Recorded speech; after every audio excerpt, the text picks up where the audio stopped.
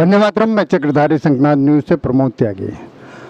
आज हम आए हैं नाला सुपारा महिला अध्यक्ष अनीता पांडे जी से मिलने। मैं आपसे जानना चाहूँगा कि महिला मंडल में आप कब से? मुझे हो गया है 5 साल महिला मंडल में आके। महिला मंडल में आने के बाद आपको किस तरह से लगा? महिलाओं की मजबूरी, महिलाओं को उत्साह देने के लिए आपकी जो प्रेरणा है और क्या सोच के आप महिला मंडल में आए?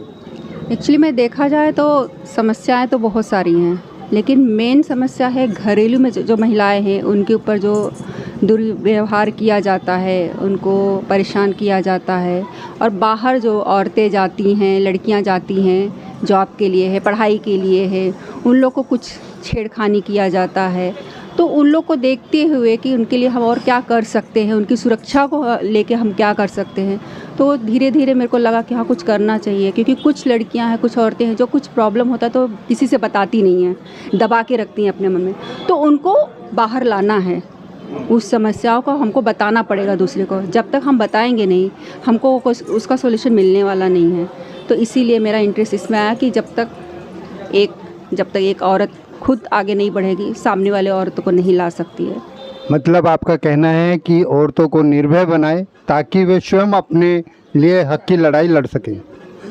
नए संसद में महिला आरक्षण के लिए मुद्दा उठाया है, क्या उससे आपको ये मुद्दा उठाना चाहिए था या नहीं उठाना चाहिए था, या इससे महिलाओं को इंसाफ मिलेगा नहीं मिलेगा? आपकी क्या सोच है?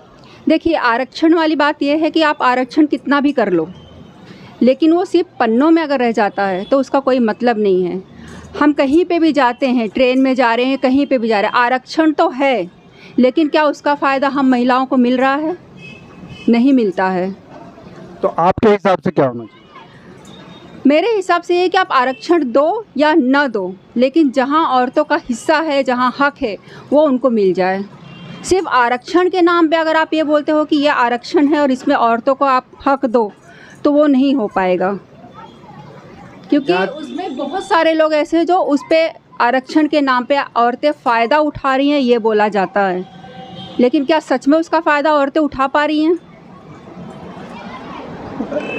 जहाँ पे पुरुषों की बात आती है, उनका कहना है कि जब महिलाएं एक साथ में खड़ी हैं तो फिर ना आदमियों का आरक्षण होना चाहिए ना औरतों का आरक्षण होना चाहिए। मैं बोल रही हूँ, अगर पुरुष हम औरतों के साथ कंधे से कंधा मिला के चल रहे हैं और हमको एकदम अपने जैसा इक्वल मान रहे हैं, तो हमको आरक्षण की ज़रूरत ही नहीं पड़नी चाहिए। मेरा मानना तो यही है कि जैसे पुरुष के लिए हक, अधिकार सब कुछ है, अगर हम औरतों को भी मिल रहा है सब जगह वैसे ही, तो आरक्षण की ज़रूरत हमें क्यों है? अगर हमें मिल जाता है वो सब। मतलब आपका कहना ये है कि अगर एक समानता रूप से देखा जाए तो किसी को भी आरक्षण की ज़रूरत ही नहीं है, चाहे वो महिला है या पुरुष है। जैसे कि ये ओबीसी, उच्च कोष्ठ, ये जातिवादी, ओबीसी, एसी, जितनी भी जो जातिवाद हैं, इनमें आरक्षण का कोटे की बड़ी मारामारी रहती है। और अभी जैसे मोदी जी बोल रहे थे पीछे कि एक कानून सीसीए कि कौन सा कानून है वो लेके आने वाले हैं, तो उससे आरक्षण बंद ही हो जाना चाहिए।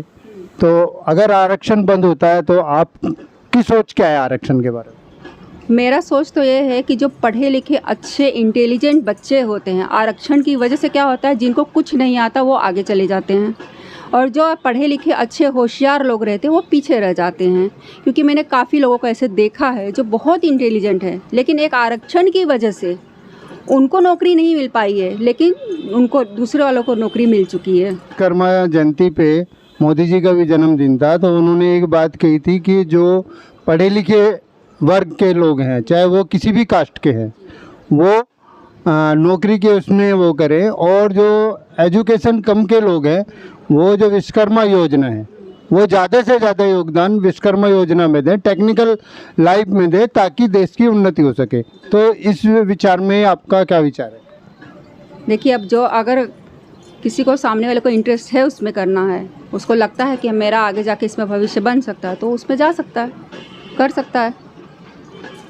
नहीं, वैसे भी जो अनएजुकेटेड है उनको तो टेक्निकल काम कोई ना कोई रखना ही चाहिए। तो उनके हिसाब से जो मोदी जी ने कहा के जो अन एजुकेशन लोग हैं वो विश्वकर्मा निधि में आए और अपना हुनर दिखाएं। तो ये उन्होंने अच्छा कहा या जनता की इसके ऊपर क्या विचार होना चाहिए, जनता की सहमति क्या होनी चाहिए, इस बारे में जानना चाहूँगा। उसमें उन्होंने बिगैर गारंटी के प्रधानमंत्री गारंटी पे लोन की भी व्यवस्था दी है, किट सामान देने की भी व्यवस्था दी है, और जब तक ट्रेनिंग चलेगी जब तक 500 रुपये देने का पर डे का उन्होंने वो भी रखा है। तो इस बारे में जो ये योजना है ये अच्छी है या बुरी है, आपके विचार? देखिए, अगर काबिल हैं तो उनके लिए तो योजना बहुत अच्छी है। वो अपनी काबिलियत के बल पे बहुत आगे तक जा सकते हैं इस योजना के तहत। तो मुझे लगता है अगर काबिल हैं तो इस योजना के तहत वो आगे जा सकते हैं, नाम कमा सकते हैं, पैसा कमा सकते हैं, देश के लिए कुछ कर सकते हैं, ऐसा है। अगर ये योजना सक्सेस होती है तो 60% हमारे देश में आज भी कुछ ऐसे लोग हैं जो पूरी एजुकेशन नहीं ले पाते, और 30% लोग ऐसे हैं जो एजुकेशन में है ही नहीं है। तो वो टेक्निकल उसमें डिपार्टमेंट में जाएंगे, जैसे छोटे छोटे अभी उन्होंने सारे 18-20 डिपार्टमेंट का वो किया था, जैसे मोची हुआ, कुम्हार हुआ, लोहार हुआ, वो सबका उन्होंने अलग अलग उसमें वो दिया था। तो अगर उसमें वो अपना भविष्य सुधारते हैं, मैकेनिकल में हुआ है, सारी चीज़ उसमें ही आ गई, तो अगर वो उसमें अपना भविष्य सुधारते हैं तो मेरे विचार से रोज़गार की भी कमी नहीं होगी और उनका भविष्य भी सुधरेगा। तो आपका क्या विचार है? ज़रूर होगा। अगर वो उनको उनकी काबिलियत के हिसाब से अपने ही उसमें काम मिल रहा है तो रोज़गार की फिर परेशानी तो होगी नहीं, उनको रोज़गार मिलते जाएगा और करते जाएंगे वो काम। फिर उनको बाहर भी नहीं जाना पड़ेगा अगर अपने ही देश में ये सारी स्कीम आ रही हैं तो मेरे विचार से वो शेड्यूल कास्ट का जो मैटर है वो अब ख़त्म हो जाना चाहिए, आरक्षण जो है ख़त्म हो जाना चाहिए। ख़त्म होना चाहिए। अगर आरक्षण आप देने की बात कर रहे हो तो मुझे लगता है आप औरतों को भी समान अधिकार दे दीजिए तो आरक्षण की ज़रूरत नहीं पड़ेगी। तो देखा कैसे अनीता जी ने अपना सारे हमारे सवालों के जवाब दिए। इसी के साथ मैं चक्रधारी संघनाथ से प्रमोद त्यागी।